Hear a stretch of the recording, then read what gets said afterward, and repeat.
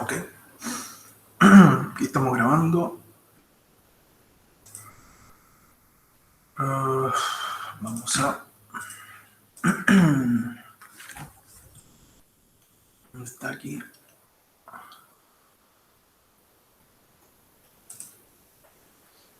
Profe, está con la cámara encendida. Sí, lo sé. Ah, ya. Sí, no, sí, para que no se vea tan así, tan impersonal la, la interacción humana. Ya. Entonces, tengo aquí el Jamboard. Voy a compartir pantalla ahora.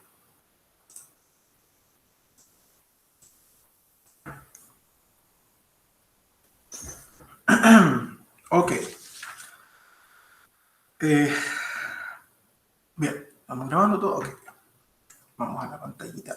Acá.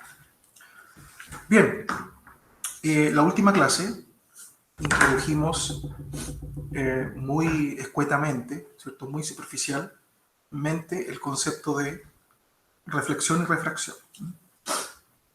Antes de eh, revisar, ¿cierto?, la nomenclatura de este fenómeno, reflexión y refracción, eh, tenemos que hablar algo acerca de cómo, cómo es posible que yo pueda ver un cuerpo, ¿no? Que yo pueda ver una forma, un árbol, qué sé yo, una casa, ¿cierto? Que son cuerpos complejos, ¿no? Entonces aquí lo que uno hace es lo siguiente. Supongamos que yo, no sé, a ver, supongamos que aquí hay un árbol, ¿no? Ya. Entonces, aquí está el piso, ¿cierto? Y supongamos que aquí estoy yo. Entonces, lo único que uno conoce es el hecho de que la luz, como hemos visto en clases anteriores, consiste en una propagación ondulatoria transversal. Y la naturaleza, ¿cierto?, de esa propagación es electromagnética. Entonces, tiene mezclado, ¿cierto?, electricidad y magnetismo. ¿Bien? Pero por ahora nosotros nos vamos a centrar en que simplemente es una onda esférica. Ya hemos dicho en clases anteriores que la luz, ¿cierto?, es una onda transversal esférica. ¿Sí? Eso no es una cosa así, ¿sí? No es una cosa de ese tipo. Eso es lo que se conoce como una onda plana, ¿no? En la vida real, la luz es una onda esférica, vale decir, como hemos visto, casquetes, ¿cierto? Como digamos, como capas de una cebolla, ¿cierto? Se van agrandando en el espacio en tres dimensiones. ¿Ya? O sea, eso es lo que realmente uno tiene que tener en cuenta. Entonces, aquí en el centro, la fuente, digamos, de luz es lo que se conoce como una fuente puntual. ¿Ya? Es un punto. Y este punto entonces emana en todas las direcciones luz, ¿sí? De estos casquitos esféricos, ¿cierto? Que son como cascos huecos que van creciendo en el tiempo. Así como las ondas del agua, cuando uno tira una piedra al agua, al mar, ¿cierto?, a un lago, pero en tres dimensiones. Bueno, son casquitos que van creciendo.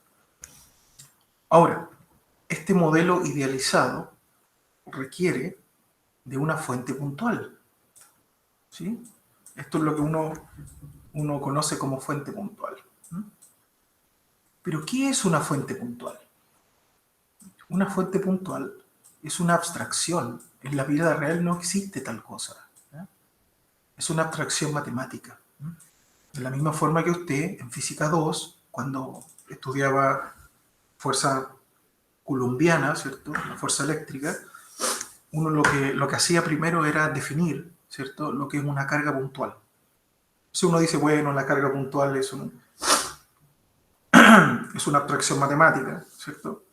Es una carga eh, sin longitud, sin extensión, no tiene largo, no tiene ancho, no tiene profundidad, y sin embargo es capaz de contener carga eléctrica. O sea, ahí uno definía la fuerza entre cargas puntuales, ¿cierto? Y después, cuando uno estudiaba, cuando uno tenía claro, ¿cierto?, toda la estructura de cómo era la interacción entre cargas puntuales, después uno estudiaba cuerpos reales cargados, ¿sí?, esferas, cilindros, simplemente integrando en el volumen, ¿cierto? Bajo la idea, ¿cierto?, siempre la idea de que todo objeto se puede entender como un conjunto infinito de otros objetos puntuales, ¿no? De esta forma, entonces, nosotros concebíamos una esfera cargada, en física 2 estoy hablando, como un conjunto infinito de cargas puntuales, que después uno integraba en el volumen y tenía entonces la carga total. Lo mismo se hace en física 1, no sé si ustedes alcanzan a ver eso, se considera un cuerpo, ¿no? Por ejemplo, si yo quiero estudiar la gravedad, ¿cierto?, del Sol o de la Tierra o de cualquier cuerpo celeste, yo puedo partir estudiando la gravedad de un punto o una masa puntual en este caso, ¿no? Y después entonces integrarla en el volumen y obtener la contribución completa, ¿cierto?, de las gravedades de como suma de todas las masitas puntuales, ¿no? Entonces, bajo esa óptica, nosotros queremos hacer algo similar acá, ¿no? La diferencia es que ahora vamos a entender que cada cuerpo, por ejemplo este árbol, ¿no?, está conformado por infinitas fuentes puntuales de luz, ¿ya? Vale decir, un trocito minúsculo, infinitesimal de este árbol, cada uno de este trocito, ¿cierto? Cada una de estas fuentes puntuales, ¿ya?, cuya suma, ¿no?, por integración conforma el cuerpo completo, ¿no? La idea es que cada una de ellas se comporte como una fuente puntual como esto, ¿ya? Vale decir, si yo me fijo, por ejemplo, en una de ellas, supongamos aquí en azul, supongamos que me voy a fijar, no sé, en esa, por ejemplo, ¿no? Entonces, esta se comporta como una fuente de ondas como la que hemos discutido, ¿sí? Como si todas las demás no existieran, ¿ya? Y después, si nos fijamos en otra, también esta tendrá sus ondas y así sucesivamente, ¿bien? Entonces, lo que voy a tener en la realidad es una mezcolanza terrible, ¿cierto?, de ondas que se propagan en todas las direcciones y eventualmente una de ellas llegará a mi ojo y me informará de que esa fuente puntual está ahí, ¿sí? Entonces, lo que hace mi cerebro es recoger todas estas ondas que llegan aquí e informarme de cada uno de los puntos y de su ubicación, y me reconstruye en un tiempo increíblemente pequeño la imagen que yo estoy observando, ¿sí?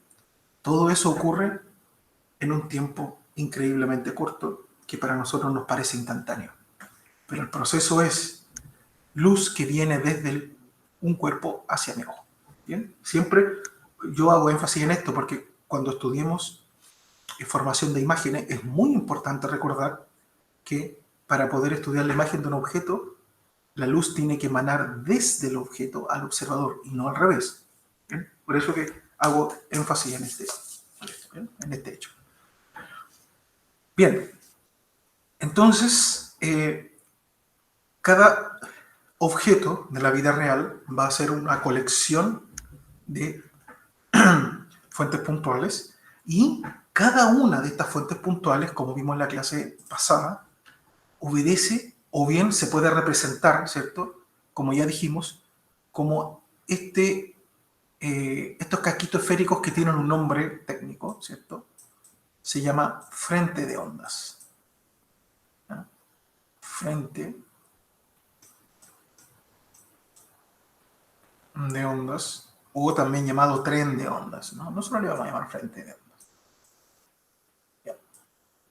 ¿Y qué es lo interesante del frente de onda?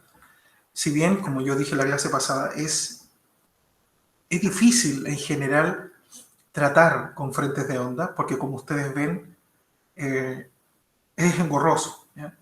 Es la vida real, así es como realmente son las ondas, pero lo que uno quiere, al menos por el momento, ¿cierto?, para estudiar reflexión y refracción, que es lo que nos interesa, uno quisiera un modelo más simplificado, ¿no? O sea, que de alguna manera quisiéramos tratar, ¿cierto?, este frente de ondas de una manera más simple, ¿ya? Y, por supuesto, sin perder generalidad. Y esa manera más simple es lo que habíamos dicho que era un rayo, ¿sí? Un rayo. Un llamado modelo de rayos, ¿no? Y habíamos dicho que el rayo nace, ¿cierto?, en la fuente puntual de luz, ¿cierto? Y se propaga hacia afuera, hacia todas direcciones, ¿cierto? ¿Ya? Aquí no hay un solo rayo, hay muchos rayos. Pero con una condición, que el rayo tiene que ser perpendicular, ¿cierto?, a los casquitos esféricos, bueno, a los frentes de onda, en todo instante. Pero eso afortunadamente se da, ¿cierto? Porque como son esferas, ¿ya?, concéntricas, todas tienen centro aquí, ¿ya?, en la fuente puntual de luz. Entonces, por geometría, ¿cierto?, todo rayo que es radial, ¿cierto?, necesariamente es perpendicular a cada una de las superficies esféricas. Ahora, por si te lo estás preguntando, este no es el único frente de onda posible. También existen frentes de ondas que son planas. Son, por ejemplo, superficies así, como carpetas, ¿cierto?, puestas en un mueble, ¿cierto?, que tú pones tus carpetas o tus libros ordenados, ¿cierto?, en una biblioteca, en un mueble, ¿cierto? Son como, tú puedes imaginar que hay ondas también cuyos frentes de ondas no son casquitos esféricos, sino que son planos, ¿cierto?, que son planos así, ¿ya? Entonces, en ese caso, los rayos, ¿cierto?, son así.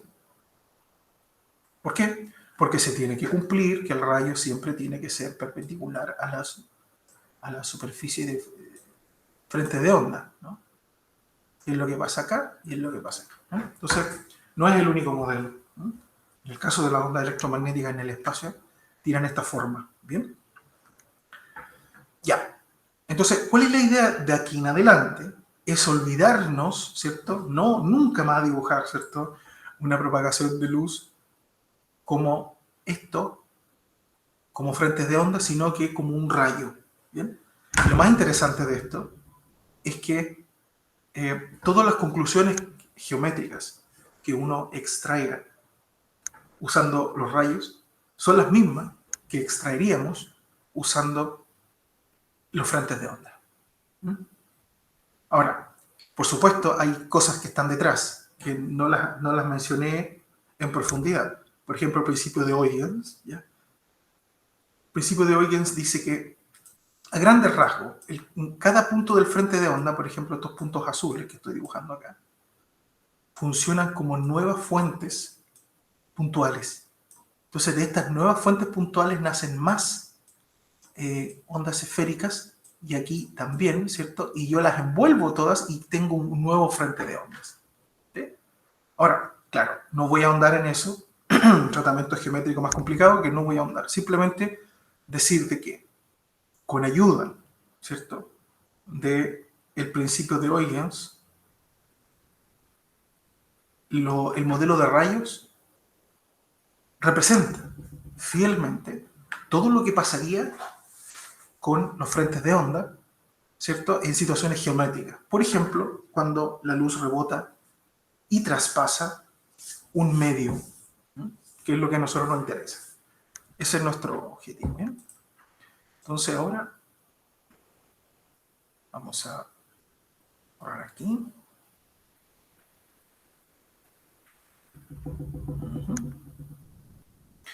Ya, entonces ya está claro esto. Ahora, como ya dije, en adelante solamente puros rayos, ¿ya? Nada de frentes de onda.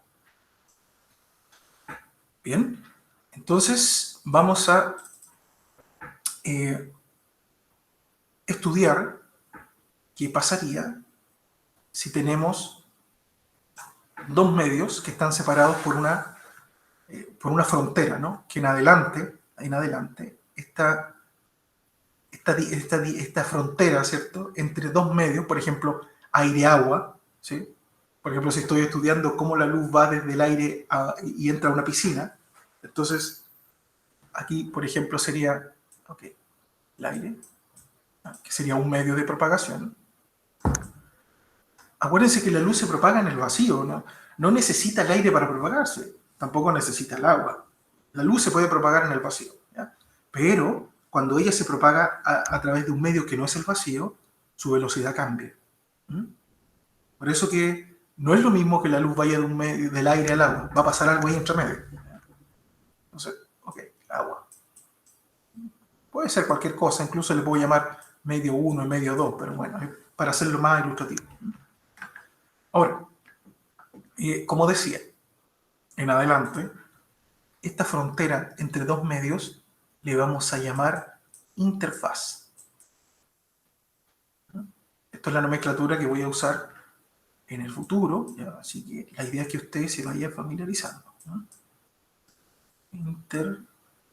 Interfaz o interfase. Bueno, interfaz. Ya. Entonces, mi interés es el siguiente. La luz proviene desde el aire, desde el medio del aire. Por ejemplo, aquí está el Sol, ¿cierto? Que es una fuente puntual gigante, ¿cierto? Prácticamente esférica, que lanza rayos radiales en todas las direcciones. Entonces, supongamos que un rayo de luz viene por acá y pasa hacia hacia el agua. Algo ocurre ahí. Entonces, aquí están los, digamos, dos formas, ¿ya?, de alcanzar el conocimiento. Y esto lo recalco en este punto porque es muy ilustrativo cómo trabaja la ciencia. Ya. En primer lugar, antes de deducir la ley matemática que gobierna este proceso de ir del aire al agua, o de un medio 1 a un medio 2, da lo mismo, quiero establecer la nomenclatura, ¿ya? Por lo tanto, voy a dibujar el rayo. Me quedó medio chulo. Voy a dibujar el rayo incidente. Supongamos que viene aquí. ¿Ya? Este va a ser el rayo incidente. ¿Y por qué quiero hacer esto con calma? Porque quiero recordarle al alumno que los rayos tienen un sentido, ¿ya? O sea, yo no puedo simplemente dibujar la línea, ¿ya? Porque una línea tiene dos sentidos, para allá y para acá. O sea, yo tengo que colocar el sentido explícita para decirme a mí que tú estás considerando que el rayo viene desde aquí hacia allá. ¿Bien? Entonces, aquí, en el punto de incidencia, como se llama, vamos a imaginar siempre una normal. ¿Ya? Normal a la superficie, perpendicular a la interfaz, ¿de acuerdo? Perpendicular a la interfaz. Esa normal siempre tiene que ser dibujada. Siempre. ¿Por qué razón? Porque todos los ángulos que yo considere, los voy a considerar con respecto a esa normal. ¿De acuerdo? Ya. Entonces aquí van a ocurrir dos cosas. Primero, vamos a colocarle en azul, el rayo se va a reflejar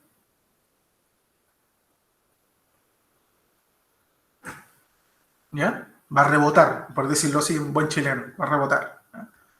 Pero parte del rayo se va a refractar, ¿ya? O, en buen chileno, va a atravesar hacia el otro lado, ¿no? Para que se entienda. Mejor voy a hacerlo con otro color para que se distinga la diferencia. Ya. Voy a hacerlo en verde.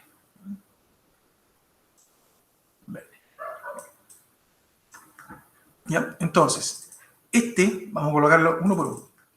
Por eso me interesa la nomenclatura. Este es el rayo incidente. Así se llama en adelante. Rayo incidente. Este de acá es el rayo reflejado. Reflejado. Reflejado. ¿Ya? Y este, ojo con este que es el más interesante, es el refractado.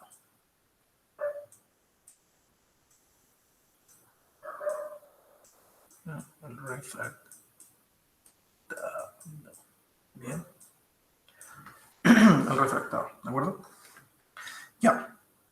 Entonces ahora, fíjense, voy a tomar los ángulos de incidencia y ángulo de reflejado y el ángulo refractado. Los tres tomados con respecto a la normal roja. O sea, vamos a llamar a este teta incidente, voy a llamar una I. A este teta le voy a llamar el teta reflejado con una R mayúscula. Y a este le vamos a llamar teta refractado con una R minúscula para distinguirlo del de arriba. Noten que todos los tres ángulos están tomados respecto de la normal, ¿ya? Nunca respecto a la interfaz, ¿ya? No olvide que eso les puede llevar a errores graves al estudiante. Lo hemos visto en los pruebas. Por eso que es importante, imprescindible, que tú al hacer un dibujito como este en la prueba, tienes que dibujar la normal, porque desde ahí se toman los ángulos y no de otro lugar. Bien. Ya. Entonces, está dada la nomenclatura. ¿Ya? Sabemos que el rayo incidente se va a dividir, ¿cierto?, en un rayo reflejado y un rayo refractado. El primero se refleja y vuelve al medio aquí. O sea, el reflejado sigue en el aire, ¿no? Solo que con otra dirección, claro. Y el refractado atravesó al segundo medio. Ya. Ahora, no se olvide que las ondas, la luz es una onda, las ondas tienen una característica que nosotros vamos a estudiar con más detalle después cuando estudiemos ondas mecánicas, pero usted por ahora la puede entender sin mayores problemas. Las ondas tienen una característica que la hace única, que son capaces de transportar energía sin tener que transportar materia. ¿Ya? Eso es muy, muy poderoso, ¿ya? ¿A qué me refiero con esto? Generalmente, cuando yo no considero un movimiento ondulatorio, pensemos en la mecánica newtoniana, por ejemplo. Por ejemplo, pensemos en el modelo que yo les vi en la primera clase, el modelo newtoniano de la luz, que eran chorros de partículas que viajan en línea recta. ¿Por qué a Newton le gustaba este modelo? Porque, según la mecánica newtoniana, ¿cierto?, cuando yo tomo un paquete de masa, como Newton se lo imaginaba, o paquete energético, y lo transporto en línea recta, va a transportar energía porque tiene energía cinética, ¿sí? Por ejemplo, si yo tomo una piedra, ¿cierto?, y la lanzo hacia otra persona, esa persona le llega a esa piedra y le hace daño. ¿Por qué? Porque yo al tomar la piedra e impulsarla, ¿cierto?, le estoy dando energía cinética a la piedra, ¿sí? Y esa energía se la dio mi cuerpo, que a su vez saca la energía del alimento que uno come, ¿cierto? Energía química, ¿no? O sea, la piedra, mientras se mueve, ¿cierto?, tiene consigo energía cinética. Cuando esa piedra llega a la otra persona, a la persona objetivo, y le golpea, la piedra se detiene y toda esa energía cinética, ¿cierto?, se libera y pasa a la otra persona de forma violenta y por lo tanto le hace daño, ¿no? Entonces, eso es en la mecánica newtoniana, pero en el caso de la luz, que es una onda, ¿cierto?, es distinto. Pensemos en una onda mecánica. Pensemos en una onda mecánica usual que uno, típico en el colegio, ¿cierto?, entre dos compañeros, el profesor les dice que ondeen una cuerda, ¿cierto? Y en la cuerda se forman los típicos cerritos, ¿cierto? ¿Qué pasa ahí? Que la cuerda, si tú te fijas, por ejemplo, en un trocito de cuerda, por ejemplo este, lo único que tú verías es que este trocito sube y baja, sube y baja. Cuando la onda pasa, sube, y después cuando la onda se va, boom, baja. Pero no hay un traslado de la materia, que en este caso es la masa de la cuerda. Lo único que lo que hace la cuerda en realidad es subir y bajar. Lo que se va moviendo, lo que uno al menos ve que se mueve, es un cerrito, que uno llama onda, ¿no? Es un cerrito que se va moviendo con una cierta velocidad, que vamos a aprender a calcular más adelante, ¿ya? Pero, ¿qué es lo importante? Que ese cerrito no es materia que se está moviendo, ¿ya? Por lo tanto, no es una energía que se te está trasladando en el sentido newtoniano, ¿ya? Sí que la energía se mueve en esta dirección, estoy de acuerdo, pero no en el sentido newtoniano, en otro sentido, ¿no? Y eso porque yo lo sé. Si tú ondeas una cuerda aquí y hay una persona aquí, digamos que con la mano toma esta cuerda, y cuando la onda llega a ella va a sentir el movimiento, ¿ya? O sea, va a sentir la energía que tú le diste acá. Por lo tanto, la energía se trasladó desde aquí hasta acá.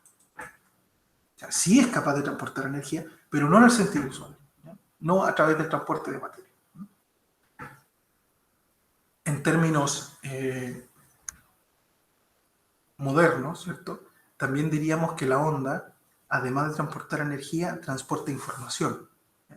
Y esto es muy interesante. Piensa usted en la fibra óptica, por ejemplo, que vamos a ver como un ejemplo de reflexión total interna en un par de clases más adelante. Es un fenómeno muy interesante. El principio de la fibra óptica está basado en un principio que se llama reflexión total interna, que vamos a ver después. Y básicamente es transportar información, ¿sí? Pero en el sentido óptico, ¿de acuerdo?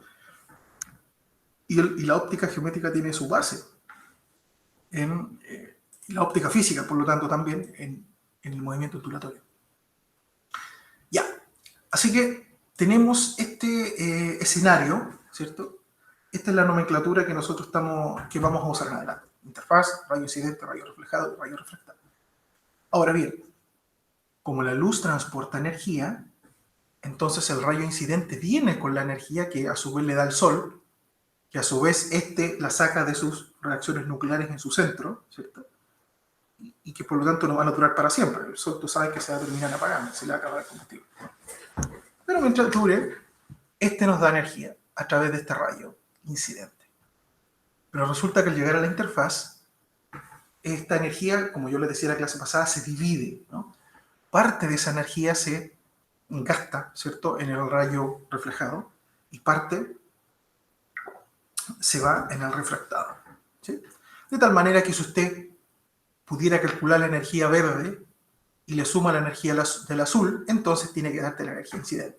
Eso es por conservación de energía. Tú sabes que la energía no se va a ninguna parte, ¿no? Se distribuye, ¿cierto?, pero no se pierde, ¿no? Tampoco se crea. Entonces, dicho esto, la gente hizo experimentos, ¿no? Experimento y experimento y experimento. Por lo general, los experimentos son, al menos en estos casos, anteriores a los razonamientos teóricos más profundos, ¿ya? Entonces, la gente se puso a hacer muchos experimentos y descubrió algo interesante. Primero, tenemos que hablar acerca de la interfaz, antes de sacar conclusiones. La interfaz, como yo les había dicho, puede ser cualquier frontera entre dos medios. Por ejemplo, como ya les decía, una piscina, ¿cierto? La interfaz sería como el nivel del agua, ¿no? Ahora, si tú te fijas, el agua, si tú miras el agua de una piscina, es irregular, ¿sí? Ondea, ¿no? Entonces, eso hace que sea un poquito complicado estudiar cómo un solo rayo rebota y se refracta. ¿Por qué razón? Porque si la interfaz supongamos que la miro de muy de cerca, el agua de la piscina en realidad es así, ¿no? Por el viento. Entonces podría ser que un rayo ingresara aquí, ¿cierto? Y rebotara como para otro lado, o rebotara, digamos, en distintas direcciones, ¿ya? Eso es lo que se llama la reflexión difusa.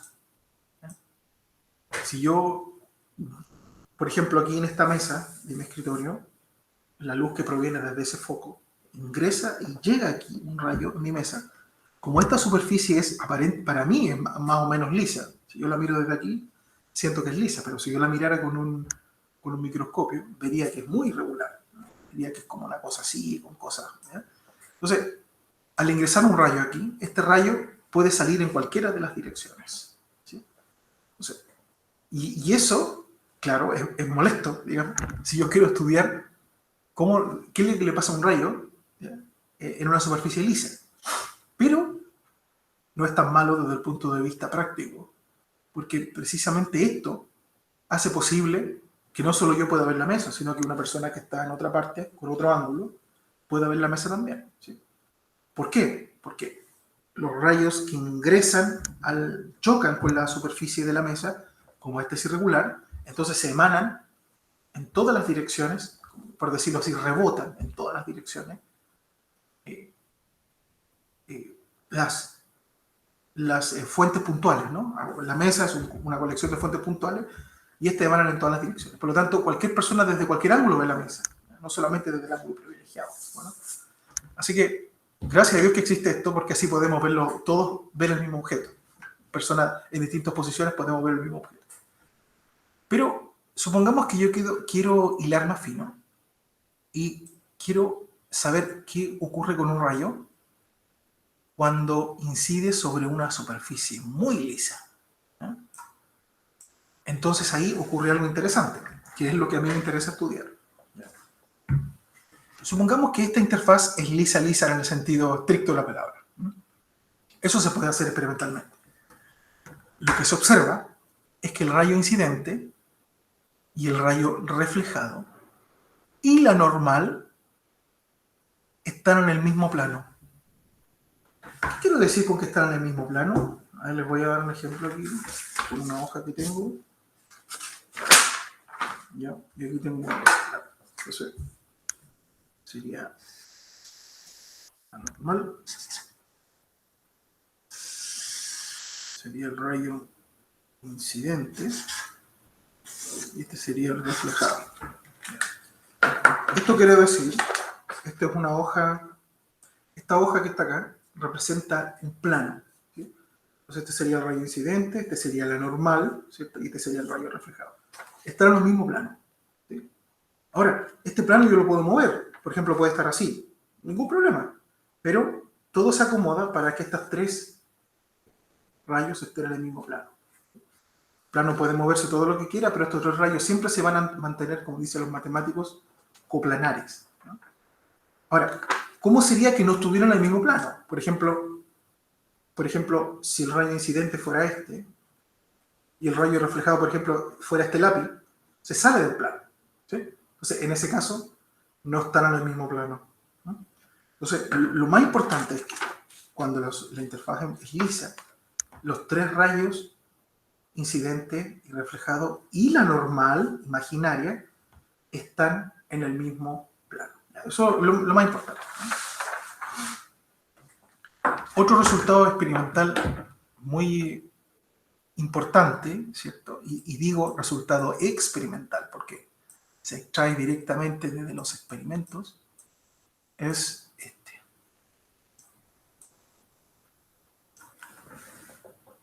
O sea que, curiosamente, el ángulo incidente resulta ser igual en magnitud que el ángulo reflejado. O sea que estos ángulos son iguales, ¿sí?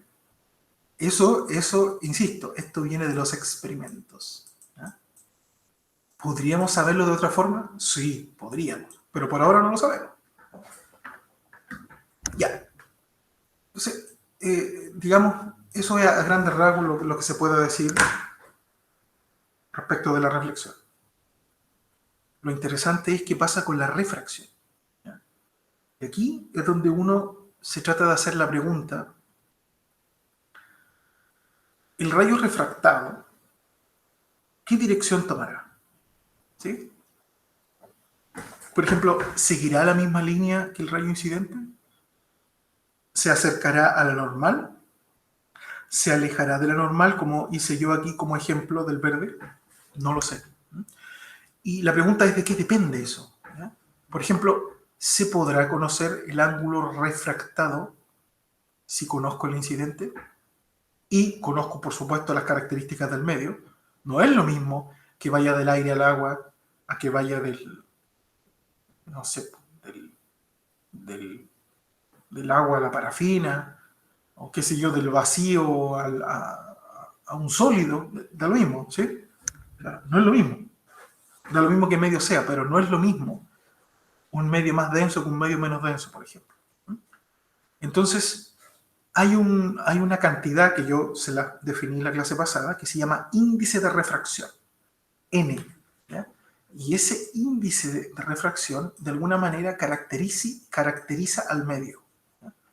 Se define de la siguiente manera: como, digamos, la razón, ¿ya?, entre la velocidad de la luz en el vacío, que se simboliza siempre con la letra C, la velocidad de la luz en el vacío, que es una constante universal, ¿cierto?, dividido por la velocidad v que tiene la luz en ese medio, que se puede medir.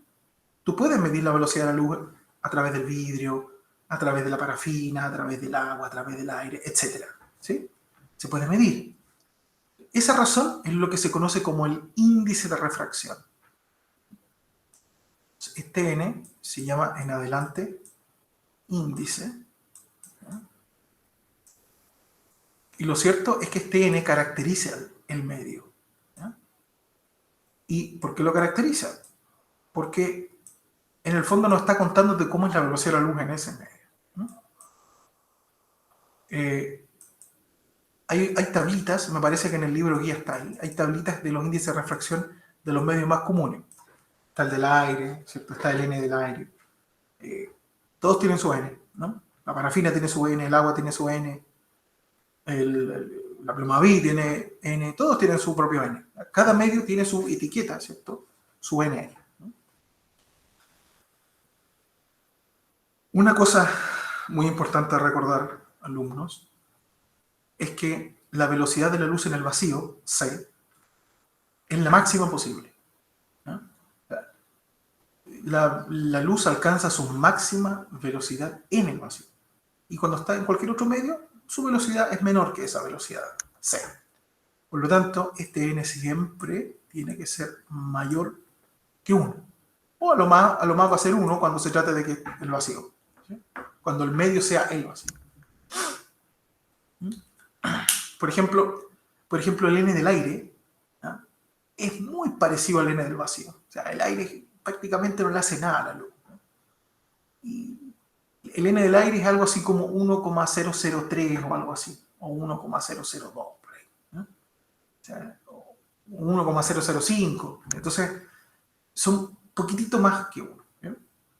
Ahora, un material con un índice n grande, por ejemplo, el diamante, ¿ya? Tú tienes, más adelante vamos a ver cuando veamos el tema de reflexión total interna, que los diamantes, dada su geometría muy especial, que le hace brillar de una forma tan especial, por eso son costosos, ¿no? Pero los diamantes no son tan costosos por la, digamos, por el material que está hecho, que es un material que tiene un n 2 y tanto, o 2, y tanto, o sea, es un n grande. Es un n grande. Entonces,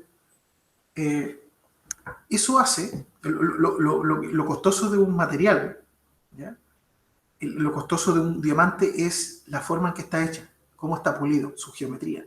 Porque eso, vamos a ver después, como ejemplo, insisto, que eso, las caras que tiene, ¿cierto?, y cómo, la simetría que tiene que tener, va a ocurrir reflexión total interna y va a tener ese, digamos, ese brillo tan característico. Y eso realmente es lo que hace costoso un diamante en el mercado. Porque si tú comparas un diamante falso con uno verdadero, el material es prácticamente el mismo. El N del material es prácticamente el mismo. Lo que es distinto es la forma en que está forjado, ¿ya?, en que está hecho. Eso es lo que realmente tiene valor. Ya. Así que Si usted se pregunta, ¿cómo obtengo la relación, ¿ya?, entre el ángulo incidente y el ángulo refractado? ¿Ya? Para hacerlo más sencillo, ya que ahora estoy interesado en el refractado, vamos a escribirlo de nuevo esto, para que quede más sencillo. Solamente me interesa ahora el rayo refractado, el incidente y el refractado. Entonces, vamos a colocar aquí la cosa más general. Aquí va a estar nuestra interfaz. Aquí vamos a llamar el medio 1, que va a tener un índice de refracción N1, ¿sí?, y un medio cuyo índice de refracción es N2. Entonces aquí va a estar nuestra, vamos a colocar la normal aquí, imaginaria, ahí. Entonces el ángulo de incidencia lo vamos a hacer siempre con este color amarillo. Supongamos que ahí está nuestro, vamos a llamar aquí teta 1, obedeciendo a el medio 1, ¿sí? O sea, esa va a ser como nuestra nomenclatura, ¿no? Bien, llamémosle, ok, llamémosle mejor,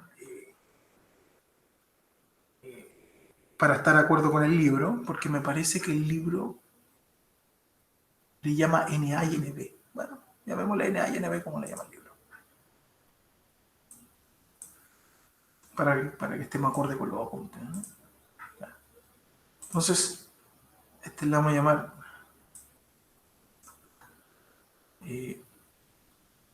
NA, teta sub A, este va a ser NA, y este va a ser NB. Y, ok, y entonces este va a ser, aquí es rojo.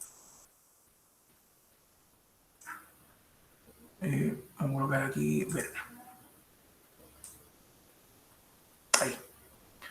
¿Ya? Entonces, recuerden, siempre con respecto a la normal.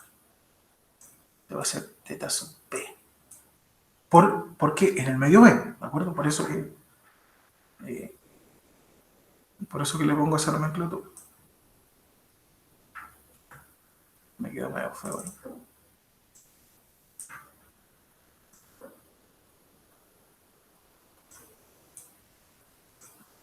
Ahora me vuelve a quedar feo. Ahí, ya, bueno. Ok. Bueno, ¿qué dice el apunte? ¿Qué dice la mayoría de los libros de física? Que según la ley experimental, ¿ya?, se satisface, según los experimentos, al igual que en el caso de este caso de la reflexión, los experimentos dicen esto, que se satisface la ley de Snell. ¿Sí?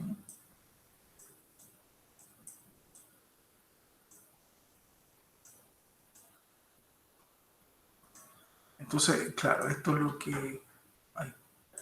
lo que se conoce como la famosa, ¿cierto?, ley de Snell, que tiene un origen experimental, ¿sí? Tú puedes hacer tus experimentos con mucho cuidado, muy ingenioso, no solo uno, son muchos experimentos, y todos culminan en esto. Esto se cumple, ¿no? ¿Ya? Esta relación, la ley de Snell, ¿cierto?, es una ley que deriva de los experimentos.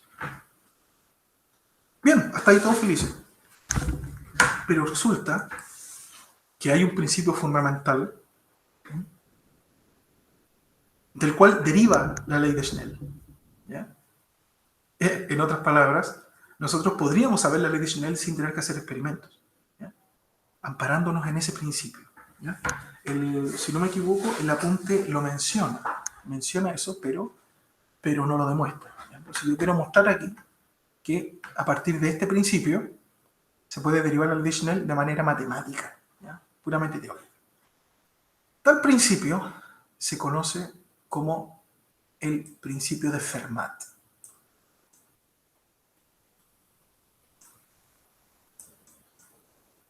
Fermat fue un matemático que propone lo siguiente. Él dice que la luz se mueve desde un medio a otro de manera tal que gasta el mínimo tiempo posible en ir de un punto a un punto B. Por ejemplo, el punto A podría ser este, y el punto B podría ser este. Entonces, uno se pregunta, siguiendo el razonamiento de Fermat, si yo pudiera, obviamente la luz viaja a una velocidad muy grande, así que para nosotros todo es prácticamente instantáneo. Pero supongamos que nosotros pudiéramos, con un cronómetro muy especial, ¿cierto? Pudiéramos medir el tiempo que la luz tarda en ir desde A hasta B. Como un juego, ¿no? ¿Y cuál es la única regla? Que la luz tiene que viajar en línea recta. Eso ya lo sabemos desde mucho tiempo. O sea, tiene que viajar en línea recta cuando se mueve en el mismo medio. ¿Sí? De hecho, también se deriva del principio de Fermat. ¿Sí? Por ejemplo, si yo digo que la luz se va, por ejemplo, desde aquí hasta acá con una curva, es obvio que la línea amarilla recta tarda menos tiempo que esta línea blanca. Así que está claro que cuando la luz está dentro del mismo medio, tiene que ir en línea recta, porque esa es la forma que optimiza el tiempo. Ya. ¿Okay? Pero la pregunta es, ¿qué pasa cuando pasa a otro medio? Traspasó a otro medio, ¿no? Entonces, la respuesta no es tan obvia, ¿no? Uno, por ejemplo, podría decir, mire, me tinca que podría, por ejemplo, tomar esta trayectoria, por ejemplo, recta aquí, y llegar a B así. Tomaría un cierto tiempo. O, por ejemplo, podría tomar, por ejemplo, esta aquí, así, y después ir así. ¿Sí? O sea, hay infinitas formas, ¿cierto?, de que la luz vaya de A hasta B atravesando esta interfaz. ¿Sí? La pregunta es, ¿cuál de todos estos caminos es el que toma menos tiempo? O sea, en el fondo, ¿cuál es el más óptimo? ¿Sí? ¿Cuál es el más eficiente? Ese es el asunto.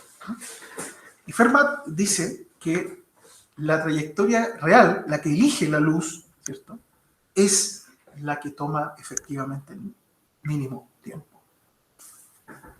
Por lo tanto, lo que yo voy a hacer ahora es deducir eso, ¿no? Para eso voy a usar una herramienta matemática que probablemente usted conoce, que es encontrar el máximo o el mínimo de una función. No sé si usted, yo supongo que en cálculo, ¿cierto?, cuando a usted le enseñaron derivadas, ¿cierto?, una de las aplicaciones más interesantes de la derivada es que uno puede encontrar el máximo o el mínimo de una función derivando la función e igualando a cero. ¿Sí? Por ejemplo, si yo tenía una función, no sé, pues ahí f de x, qué sé yo, así. Entonces esto sería y igual a f de x, ¿cierto? ¿Mm? Y este sería x. Entonces, los profesores me enseñaron que si yo conozco esta función, ¿no?, supongamos que yo conozco esta f de x, ¿cierto?, para encontrar el punto aquí donde la función es máxima, o también podría ser que la función sea así y estaría encontrando el mínimo, ¿cierto? Como sea, un máximo o un mínimo se encuentra derivando la función e igualándola a cero. ¿Ya? Eso es lo que se conoce como maximizar o minimizar una función, encontrar máximos y mínimos. Es una de las aplicaciones que más, digamos, útiles, ¿ya?, y una de las primeras que uno aprende cuando estudia derivada. Yo quiero usar eso ahora aquí. ¿Por qué? Porque Fermat me dice que el tiempo, ¿ya?, es el mínimo, ¿sí? El tiempo es el mínimo. Por lo tanto, yo tengo que calcular el tiempo, tengo que encontrar una expresión que me dé el tiempo desde A hasta B y después tengo que minimizarlo. Y vamos a demostrar que al hacer eso, aparece esto de manera natural. ¿Sí? La ley de Sol. ¿Bien? Entonces, sin más preámbulos, vamos allá. Para eso, tenemos que hacer un dibujito que nos permita encontrar la función tiempo total, desde A hasta B. Bien, este dibujito es bastante simple. Vamos a hacerlo aquí. Vamos a tomar aquí la interfaz. Vamos a tomar la normal, la típica, la que no puede faltar, ¿no? Vamos a tomar el rayo incidente, supongamos que sea este, ¿no? Y vamos a tomar el refractado, lo vamos a hacer con otro color, ¿no? Con rojo. No, con rojo ya la normal. Azul. Ahí, ¿ya? Y entonces vamos a considerar, vamos a hacer aquí. Estas son distancias geométricas que va a ver usted que después no tiene ninguna importancia, pero hay que colocarla aquí. Supongamos que esta distancia es h. Este ángulo, ya dijimos, es θ sub a, ¿sí? Porque este es el medio con NA y este es el medio con NB. ¿De acuerdo? Ya. Esta distancia, la distancia que hay desde aquí hasta acá, llamémosle X, ¿no? Vamos a llamarle X a esta distancia. Que, por supuesto, por geometría, es la misma que esta. Claro está. Ahí. Bien. Ok. Ahora, supongamos que el rayo llega aquí. Este sería el punto A, inicio, y el punto final B. Consideremos esta distancia. Voy a colocar aquí. Tachado, ¿cierto?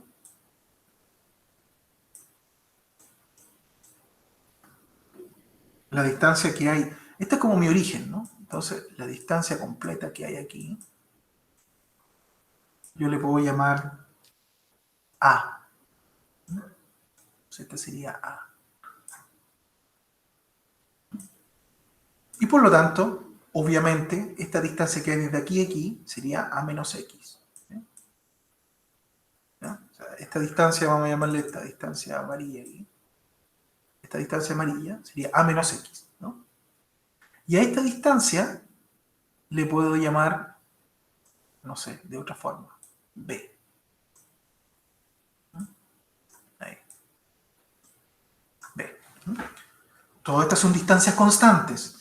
La única distancia que va a variar es X, ¿ya? Y si usted se fija, si pones atención, todas las otras distancias, H, A y B, varían con X. Me falta aquí el ángulo refractado. Parece que el ángulo refractado siempre es con respecto al normal. Entonces aquí sería θ sub B, sería este. Sí. Ya. Entonces, si yo varío X, varía todo. Varía H, varía B y varía A. ¿Sí? ¿Qué quiero decir con esto? Quiero decir que en toda esta ensalada geométrica que está aquí, que parece complicado, en realidad es solamente una función de X. O sea, X es la única cosa que varía aquí. Si cambia X, cambia todo. ¿Sí? O sea, todo está amarrado con X. ¿Ya? Todo está amarrado con X. Todo. ¿Bien? Incluso los ángulos. ¿Ya? Si yo cambio X, cambia el θ sub A, cambia el θ sub B, de manera que todo esto se conserve. ¿Ya? Entonces, al final X es la única variable, digamos, libre, ¿no? Lo único que yo manejo. Que en el fondo es otra cosa que manejar el ángulo de incidencia. Yo decido con qué ángulo ingresa la luz, ¿cierto? Pero nosotros lo estamos manejando aquí con X. Después tú vas a ver por qué. Ya. Entonces, lo primero es darse cuenta que la luz viaja en línea recta cuando va al mismo medio. O sea, diríamos en física 1, tiene un movimiento rectilíneo uniforme. Y en los movimientos rectilíneos uniformes, usted bien sabe que se cumple que la velocidad es la distancia dividido por el tiempo. Es la primera fórmula que uno aprende en física, ¿no? Por lo tanto, el tiempo de camino, ¿cierto?, se determina como la distancia dividida por la velocidad. Así que entre A y el punto, llamémosle punto P, el punto de, digamos, de incidencia, ¿no? Entre A y P, la luz recorre esa distancia, la distancia amarilla, que viene siendo la hipotenusa de este triángulo, rectángulo, cuyos catetos son X y H. Y la velocidad es la velocidad del medio 1, que llamémosle P1. Y aquí es B2, o BA, digamos, para tener la misma nomenclatura. ¿Sí? Por lo tanto, el tiempo, llamémosle tiempo 1, el tiempo que tarda en ir desde A a P, llamémosle tiempo 1. El tiempo en ir desde P a B, llamémosle tiempo 2, ¿cierto? El tiempo 1 va a ser distancia dividido por tiempo. O sea, va a ser la raíz por Pitágoras, ¿no? De h cuadrado más x cuadrado dividido por la velocidad. Estoy usando esta fórmula. ¿Qué velocidad? La velocidad del medio A. ¿Sí? Y el tiempo 2, ¿cierto? Va a ser la distancia esta, ¿cierto? Que es v cuadrado más eso al cuadrado, bajo raíz. Estoy hablando de Pitágoras, ¿no? Sería b cuadrado más a menos x, ¿cierto? Porque a menos x es la distancia amarilla, ¿cierto? Ese cateto al cuadrado. Y eso dividido por la velocidad en el medio b, porque la luz está en ese medio. ¿Sí? Por lo tanto, el tiempo total, vale decir, el tiempo en ir desde A hasta B, es el que yo tengo que minimizar, ¿cierto? Es obviamente T1 más T2, la suma, ¿no? Así que lo voy a escribir acá. 1 partido por BA raíz de h cuadrado más x cuadrado más 1 partido por la velocidad de raíz de b cuadrado más a menos x al cuadrado. ¿Sí? Ahora, ojo, v sub a, h, b sub b y b y a son todos constantes. ¿Ya? La única cosa que aquí varía, insisto, es x. ¿Ya? Por lo tanto, este t es una función de x. El tiempo total es solamente una función de x. ¿Qué me enseñaron mis profesores de cálculo? Que para encontrar el mínimo o el máximo, ¿cierto?, de una función, yo tengo que derivar esa función respecto a la variable, en este caso x, e igualar a 0. Hagamos eso. Entonces, voy a hacerlo aquí. No voy a dejar ahí la ley de Snell porque quiero llegar a esto. Bueno, si yo derivo esta función, o sea, vale decir, voy a calcular la derivada de t. Usted se acuerda de la derivada, me imagino, la de x. La derivada de esto, bueno, esto es constante, ¿no? Así que, si usted recuerda, la derivada de una raíz es 1 partido por 2 veces la raíz, ¿cierto? Acuérdense de las derivadas. 1 partido por 2 veces la raíz, ¿cierto? Por la derivada de lo... Ay, la derivada de lo de adentro de la raíz. ¿No? Acuérdense la regla de la cadena. La derivada de lo de adentro de la raíz, bueno, la derivada de h es 0, porque es una constante. La derivada de x cuadrado es 2x. ¿Sí? Esa sería la derivada de esto. ¿Cierto? Más la derivada de esto. 1 partido por 2 veces la raíz. ¿No? La raíz, ¿cierto? B cuadrado más a menos x al cuadrado. Pero ojo, ahora con la derivada de lo de adentro. Como ves, es constante, así que la derivada de b cuadrado es 0. Pero la derivada de esto es, baja el 2, ¿cierto? A menos x, ¿cierto? Elevado a 1 por la derivada de lo de adentro, no es la de la cadena. Y la derivada de lo de adentro es menos 1, porque la derivada de menos x. Así que aquí hay un menos 1. ¿Bien? Y esto tiene que ser igual a 0 para encontrar, en este caso es un mínimo, ¿no? Entonces, este 2 se te va con este 2, fíjese usted, este 2 con este 2. Fíjese que acá hay un menos, ¿sí? Entonces, mira lo que te queda aquí. ¿Qué es lo que es? ¿Qué será x? Bueno, este peso va afuera, dejémosle esto nomás. ¿qué será x partido por la raíz de h cuadrado más x cuadrado? Veamos qué es eso. Dice x, o sea, esta distancia, dividido por la raíz de h cuadrado más, o sea, dividido por esto. O sea, en el fondo, esto que está acá es la división de eso entre eso. Y si yo recuerdo mis conocimientos de trigonometría, eso dividido por eso no es otra cosa que el seno de este ángulo. ¿Sí? Si tú miras este ángulo, el seno es el cateto de enfrente, o lo opuesto, como le llaman, dividido por la hipotenusa. O sea, esto que está acá, esta razón, no es otra cosa que el seno de teta sub a, dividido por b sub a. ¿Ya? O sea, seno de teta sub a dividido por b sub a. ¿Sí? Y fíjate que acá, aquí hay un menos, aquí hay un menos por este menos 1, y yo lo puedo pasar para allá, para el otro lado del cero, con positivo, así que me va a quedar igual. Y aquí fíjate que a menos x dividido por esta raíz, ¿qué es lo que es esto? A menos x dividido por la raíz de b cuadrado más b. O sea, es a menos x, o sea, esta distancia, dividido por esta distancia, que es raíz de b cuadrado. O sea, es el seno de teta sub b. Por lo tanto, aquí te va a quedar seno de teta sub b. Y eso dividido por supuesto, por b sub b. ¿Sí? Ahora bien, acuérdate que NA, o cualquier n, en este caso el n del medio A, se define como C partido por B sub A. Eso es una definición, ya la dimos. Y acá, n sub B es igual a C dividido por B sub B. Por lo tanto, fíjate que aquí tienes seno de teta sub A por 1 partido por B sub A. Aquí es B sub B, perdón. Aquí, B sub B. 1 partido por B sub B. Por lo tanto, te va a quedar aquí seno de teta sub, estoy aquí, teta sub A, por 1 partido por B sub A. ¿Ya? Si yo miro esta ecuación, 1 partido por B sub A es lo mismo que decir NA, ¿cierto? Partido por C. Y acá me va a quedar lo mismo. Aquí, NB partido por C, por teta sub B.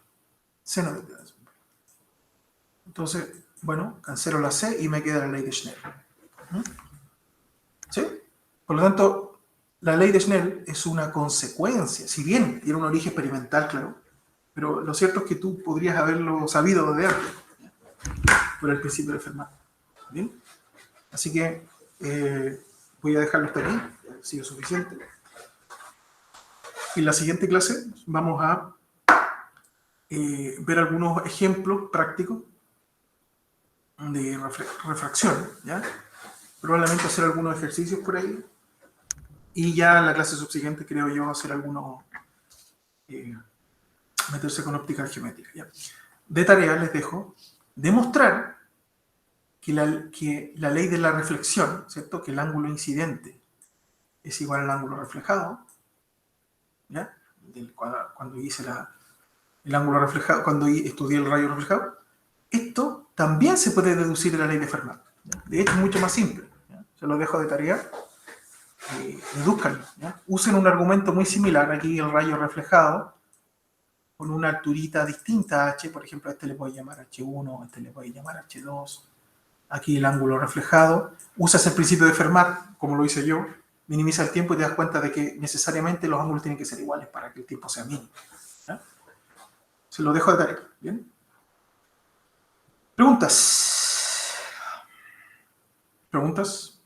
¿Ninguna, profe? ¿Todo claro? Vale. Sí. Ya pues, nos vemos en la siguiente clase.